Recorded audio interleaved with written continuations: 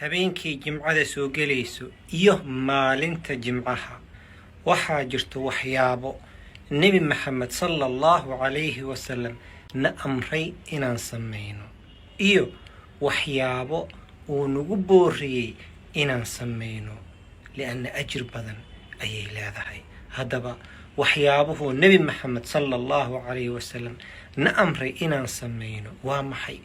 waxyaaluhu nagu booriyey inaan samaynane waa maxay?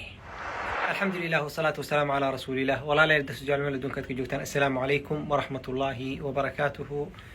caawa habeen jimco, berrina waa maalin jimco. habeenkii jimcada soo gelayso iyo maalinta jimcaha waxaa jirto arrimo ama umuur la sameeyo wanaagsan qaarkooda nebi maxamed sallallahu calayhi wasallam na amray inaan samayno, qaarkoodane nagu booriyey. arrimahaas waa 5 qodob. 5taas qodob ayaan sheegaynaa ee sameey oo ku dayo sunnada xabiibkaaga Muhammad sallallahu calayhi wasallam saad u heshid ajirka badan. arrinta koobaad oo caawa ka bilaabanayso, caawa habeenkii jimcada soo gelayso, waxaa waaye inaan badino salliga nebiga. waxay soconaysaa ilaa berri maqribka ay soconaysaa. habeenkii jimcada soo gelayso ilaa berri maqribka way soconaysaa. nebiga sallallahu calayhi wasallam wuxuu yidhi, waxaad badisaan salligayga inaad salaan ii soo dirtaan habeenkii jimcada soo gelayso oo caawo kale iyo maalinta jimco. sababta ay tahay waxaa waay salaantiina waa lii soo gudbina. soo ma jeceysa salaantada xabiibka in loo gudbiyo? nin saxaabiyaa weydiye wuxuu, yaa rasuul allah, markaas waaba dhimatay, waa baaba'day, see laguu soo gaarsiinaa? xabiibkeena maxamed wuxuu ku jawaabay, wuxuu yidhi, dhulka ilaahay wuu ka xaaraantimeeyey inuu cuno ama uu dhowaado jismiga ambiyada sallallahu calayhi wasallam. badi salliga nebiga caawa iyo berriba khayr allaha ku siiya. arrinta labaadna waxaa waaye berri oo salaada subax maalinta jimco haddaa awoodid inaad ku tukatid masaajidka sameey. mar walba way fiican tahay salaada subax in lagu tukado masaajidka. faa'iidooyin badan ay leedahay salaada subax masaajidka lagu tukanayo, hadda kor waa ka hadalnay. laakiin salaada subax maalinta jimco way ka duwan tahay salaadaha kale, laana xabiibkeena Muhammad sallallahu calayhi wasallam ayaa sheegay oo wuxuu yidhi, salaad la tukado waxaa u fiican salaada subax maalinta jimco oo jamaaco lagu tukado. waa xadiid saxiix ah waaye. idan saad u heshid ajirkaas, tuko berri salaada subax masaajidka tago jamaaco ku tuko.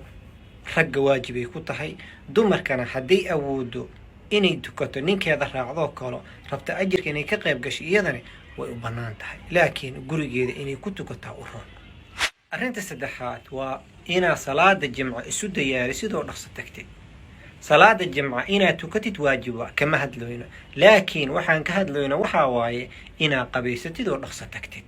rasuulka sallallahu calayhi wasallam qofka jimcaha dhaqso tago axaadiid badan ayuu ku sheegay, ajir badan oo u sheegay. ajirka koobaad wuxuu u sheegay in la siinayo si dadka u kala hormaraayiin, in la siinayo geel, lo, ari, digaag, ukun, saasoo kale la siinayo.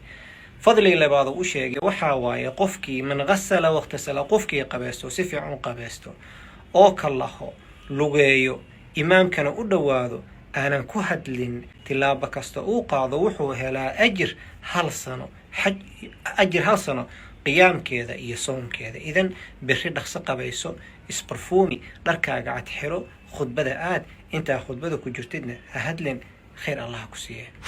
arrinta afaraadna waxaa waaye suurat alkahf ha iloobin.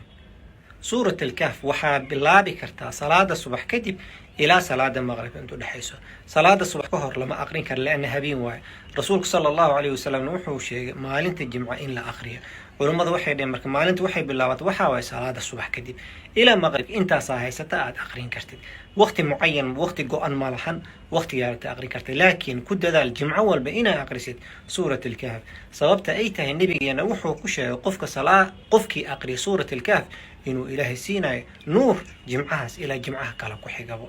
haddaa jeceshid nuur inuu ilaahay ku siiye, nuur allah ku siiye, suurat alkahf waqti badan kaama qaadanaysa, aqri. qasab maaha kor inaad ka aqrisid, kitaabkaaga soo qaado ka aqriso, khayr allah ku siiye.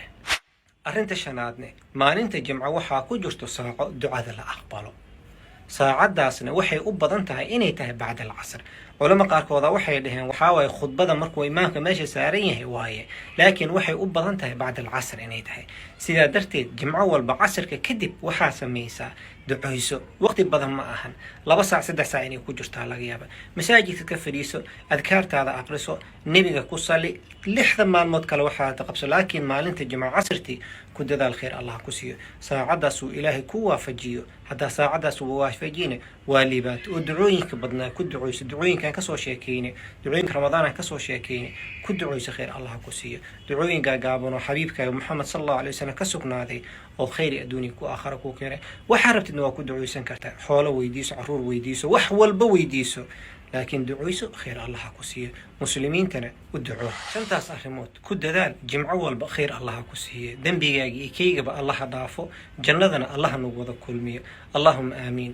ilaahay subxaanahu wa tacaala waxaan weydiinaynaa inuu noo dembi dhaafo. qof kastoo walaalkiisa usii gudbiya kilibkaani inuu ilaahay dembi dhaafo uu xifdiyo ayaan ilaahay weydiinaa. walaalihiina kale usii gudbiya, kilibka agtiinu istaagin, bakhiil ha noqonina, khayr allah idin siiya. jazaakum allahu khayran, baaraka allah fiikum. ilaahay dartiisa idin jeclahay. ka faa'iidayso, walaalaha kalena usii gudbiyo, bakhiil ha noqonin, khayr allah ku siiyo. asalaamu calaykum waraxmatullaahi wabarakaatuhu.